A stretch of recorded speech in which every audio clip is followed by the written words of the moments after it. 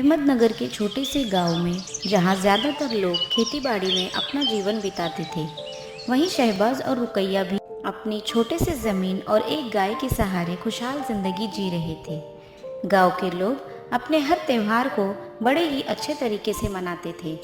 रमज़ान करीब आ रहा था, ये सोचकर रुकैया थोड़ी चिंतित थी। देखो जी, रमज़ान आने वाला है, हमें भी अभी से तैयारी करनी होगी ताकि इस बार भी हम अच्छे से रोजे रख सके और ईद भी मना सके। हाँ रुकैया, तुम ठीक कह रही हो। इतनी धूप में रोजे रखकर खेती करना आसान नहीं होगा। ऊपर से गाय के दूध से जो कमाई होती है वो भी काफी नहीं पड़ रही है। बस कुछ ही दिन बचे हैं, हमें जल्द से जल्द पैसा जमा करना होगा। शहबाज ने हामी भरी और खेत की ओर निकल पड़ा। गेहूं की फसल अब धीरे धीरे बढ़ने लगी थी, उसे और देखभाल की ज़रूरत थी। उधर रुकैया घर के कामों में लगी रही और साथ ही दूध बेचकर और पैसा जोड़ने की कोशिश करने लगी। रोज़ की तरह उनकी ज़िंदगी अच्छी चल रही थी, लेकिन अचानक मौसम ने करवट बदली। कभी तेज़ धूप तो कभी हल्की ठंड। इस बदलाव ने खेत और जानवरों पर असर डालना शुरू कर दिया। एक शाम जब शहबाज खेत से लौटा तो उसने देखा उसकी गाय सुस्त पड़ी थी। रुकैया, देखो तो हमारी गाय को बहुत तेज बुखार हो गया है। इसे तो बहुत तेज बुखार है, अब क्या करेंगे? गांव में तो कोई जानवर का डॉक्टर भी नहीं है जो इसका इलाज कर सके। शहबाज ने कुछ देर सोचा, फिर कहा, रुको रुको रुकैया, मैं जंगल जाता हूँ, शायद कोई जड़ी बूटी मिल जाए। शहबाज रात के अंधेरे में जंगल की ओर निकल पड़ा। वो पेड़ों और झाड़ियों के बीच ऐसी जड़ी बूटी तलाश करने लगा जो उसकी गाय को ठीक कर सके, लेकिन काफी देर भटकने के बाद भी उसे कुछ हाथ नहीं लगा। थका हारा शहबाज खाली हाथ घर लौटा। रुकैया, मुझे कोई जड़ी बूटी नहीं मिली। रुकैया की आंख में आंसू थे। वो गाय के पास जाकर उसकी पीठ सहलाने लगी, लेकिन उसकी हालत और बिगड़ती जा रही थी। और फिर कुछ घंटों बाद गाय ने दम तोड़ दिया। रुकैया की आंखों से आंसू बहने लगे। शहबाज ने भी सर झुका लिया। या अल्लाह, एक तो रमज़ान करीब है और हमें पैसे जुटाने थे और अब हमारी गाय भी नहीं रही। उस रात शहबाज और रुकैया गहरी उदासी में डूबे रहे, लेकिन सुबह की अजान के साथ शहबाज ने फैसला किया वो हार नहीं मानेगा। रुकैया, रमजान सिर्फ खाने पीने का नाम नहीं बल्कि सब्र और मेहनत का नाम भी है। हमारी गाय चली गई, लेकिन हम उम्मीद नहीं छोड़ सकते हैं। मैं कुछ और काम करूंगा, मेहनत करूंगा, लेकिन हम रमजान और ईद अच्छे से मनाएंगे। रुकैया ने आंसू पोंछे और सिर हिलाया। अगली सुबह रुकैया ने जैसे ही दरवाजा खोला, गांव के लोग बाहर कतार में खड़े थे। वो रोज की तरह दूध लेने आए थे, लेकिन रुकैया की आंखों में आंसू थे। भाइयों, हमारी गाय अब नहीं रही, हम अब आप सबको दूध नहीं दे पाएंगे, हमें माफ कर दो। गांव वाले एक दूसरे को देखने लगे। फिर उनमें से किसी ने कहा, कोई बात नहीं रुकैया, हम कहीं और से दूध ले लेंगे। गांव वाले चले गए, लेकिन रुकैया खाली बर्तनों को देखती रही। उसकी रोज की आमदनी का सहारा छिन गया था। वो उदास मन से घर में आई तो शहबाज ने तुरंत पूछा, क्या हुआ रुकैया? देखो ना, गांव वाले अब किसी और से दूध लेंगे, हमारी आमदनी का जरिया चला गया, अब हम क्या करेंगे? शहबाज ने रुकैया के कंधे पर हाथ रखा और मुस्कुरा कर कहा, कोई बात नहीं रुकैया, एक दरवाजा बंद होता है तो 10 और खुल जाते हैं, तुम बेफिक्र रहो। इतना कहकर शहबाज खेत की ओर निकल गया, लेकिन जैसे ही वो खेत में पहुंचा, उसके पैरों तले जमीन खिसक गई। शहबाज सन्न रह गया। उसकी पूरी फसल उजड़ चुकी थी। खेत में जगह जगह बैलों के पैरों के निशान थे और फसल बर्बाद पड़ी थी। या अल्लाह, ये क्या हो गया? पास के किसान ने आकर बताया, पड़ोसी गांव के कुछ गाय और बैल यहाँ आ गए थे, उन्होंने तुम्हारी पूरी फसल बर्बाद कर दी। शहबाज की आंखों में आंसू आ गए। वो भारी मन से घर लौटा। घर पहुंचते ही उसने रुकैया को देखा, जो पहले से ही चिंतित थी। रुकैया, हमारी फसल पूरी तरह से बर्बाद हो चुकी है। अब ना हमारे पास खेती बची और ना ही हमारी गाय, हम अब कैसे जिएंगे? रुकैया ने कुछ नहीं कहा और दोनों बस रोते ही रहे। दिन ढल गया, लेकिन उनके दिल का अंधेरा और गहरा हो गया। तभी रुकैया को एक उपाय सूझा। शहबाज, क्यों ना हम तुम्हारे भाई और भाभी के पास चले जाए, शायद वो हमारी कुछ मदद कर सके। हाँ, तुम ठीक कह रही हो, मैं अपने भाई से बात करता हूँ। शहबाज तुरंत गांव के प्रधान के पास गया। प्रधान जी, क्या आपके पास फोन है? क्या मुझे मेरे भाई से बात करवा सकते हैं? प्रधान ने हामी भरी और फोन मिलाया। कुछ देर में शहबाज की अपने भाई से बात हुई। प्रधान जी, आपका बहुत बहुत शुक्रिया। क्या हुआ शहबाज, तुम बहुत परेशान लग रहे हो? शहबाज ने अपनी पूरी कहानी बताई। गाय की मौत, फसल की बर्बादी और बेरोजगारी। प्रधान ने कुछ सोचा, फिर कहा, अगर तुम्हें जरूरत हो तो मैं तुम्हें कुछ पैसे उधार दे सकता हूँ, बाद में लौटा देना। शहबाज ने सिर झुका दिया और शर्मिंदगी से कहा, नहीं प्रधान जी, आपका बहुत बहुत शुक्रिया, लेकिन मेरे भाई ने मुझे गांव बुलाया है, मैं और रुकैया वहीं चले जाएंगे। प्रधान ने उसकी हिम्मत अफजाई की। घर लौटकर शहबाज ने रुकैया को सारी बात बताई। रुकैया, मेरे भाई ने हमें बुलाया है, हम वहाँ रमजान भी मनाएंगे और ईद भी, तब तक कोई ना कोई रास्ता मिल जाएगा। ठीक है, हम कल ही निकल जाएंगे।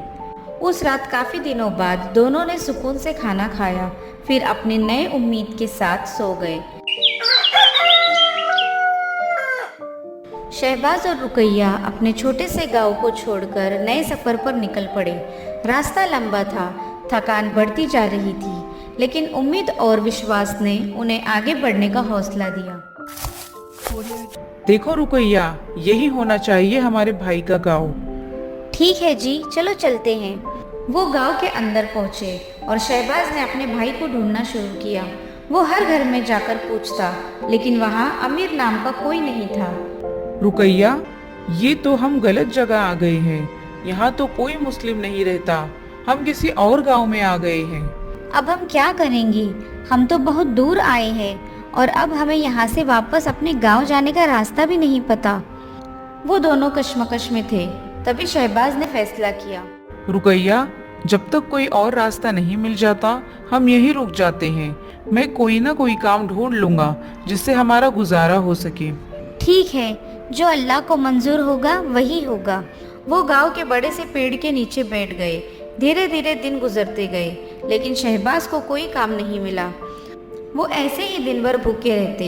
जब रमजान शुरू हुआ तो दोनों ने पहला रोजा रखा, मगर शाम को उनके पास खाने के लिए कुछ भी नहीं था। आखिरकार शहबाज और रुकैया अलग अलग जगह भीख मांगने चले गए। इसी दौरान गांव का एक व्यक्ति शाम शहबाज से मिला। अरे भाई, तुम तो मुस्लिम हो, तुम्हारा तो रोजा चल रहा होगा ना? हाँ भाई, रोजा रखा है। फिर भीख क्यों मांग रहे हो? अपने गांव जाओ और आराम करो। घर हमारे नसीब में नहीं। हमारी गाय मर गई, फसल बर्बाद हो गई और जिस भाई के गांव आने की उम्मीद थी वो गांव भी गलत निकला और अब हम इसी पेड़ के नीचे रहकर रमजान बिता रहे हैं। शाम ये सब सुनकर दुखी हो गया। उसने थोड़ी सी बख्शिश दी और चला गया। गांव के लोग शहबाज और रुकैया को देखते रहे। वो दिन भर रोजा रखते और भीख मांगकर इफ्तारी करते, फिर भी उनके चेहरे पर एक अजीब सा सुकून था। शाम ये सब देखकर गांव के प्रधान के पास गया। प्रधान जी, हमारे गांव में 2 मुस्लिम आए हैं जिनके पास घर नहीं है। उनके भाई ने उन्हें गलत जगह पर भेज दिया और अब वो इस गांव में भटक रहे हैं। तो फिर हमें क्या करना चाहिए? प्रधान जी, रमजान का महीना चल रहा है, हमें उनकी मदद करनी चाहिए। प्रधान ने कुछ देर सोचा, फिर गांव के लोगों को बुलाया। गांव वालों, हमारे यहाँ 2 मेहमान हैं। उनका धर्म भले ही हमसे अलग हो, लेकिन इंसानियत सबसे ऊपर होती है। हमें रमजान और ईद मनाने में उनकी मदद करनी चाहिए। कुछ लोगों ने सहमति से सिर हिलाया, पर कुछ गुस्से में थे। हमारा गांव धार्मिक है, हम उनके रोजे और ईद में क्यों मदद करें? लेकिन हमारा धर्म हमें सिखाता है कि सभी की मदद करनी चाहिए, वो किसी भी धर्म के हो। प्रधान ने इस पर कहा, हमारा धर्म कुछ भी हो, लेकिन सबसे पहले हम इंसान हैं। अगर कोई भूखा है तो उसे खाना देना ही हमारा सबसे बड़ा धर्म है। धीरे धीरे जो लोग खिलाफ थे वो भी शर्मिंदा होकर सहमत हो गए। लेकिन गांव का एक व्यक्ति नेटवर्क लाल इस फैसले से खुश नहीं था। रात में उसने अपने नौकरों को बुलाया और कहा, कल शाम शहबाज को मेरे घर बुलाओ और कहो मैंने उसके लिए दावत रखी है। सुबह नेटवर्क लाल के नौकर शहबाज के पास गए। शहबाज भाई, गांव के नेटवर लाल ने आपके लिए दावत रखी है, आप कल उनके घर आ जाना। हाँ, मैं आ जाऊंगा। नौकर चले गए और शहबाज ने ये खबर रुकैया को दी।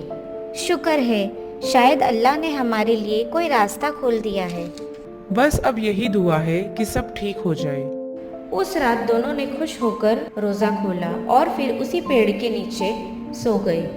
लेकिन उन्हें नहीं पता था कि सुबह उनके लिए क्या नया इम्तिहान लेकर आने वाली थी। शहबाज और रुकैया खुशी खुशी पूरे दिन रोजा रखते हैं, अल्लाह का शुक्र करते हैं और शाम की इफ्तार का इंतजार करते हैं। इस बार वो नेटवर लाल की दी हुई दावत पर जाने वाले थे।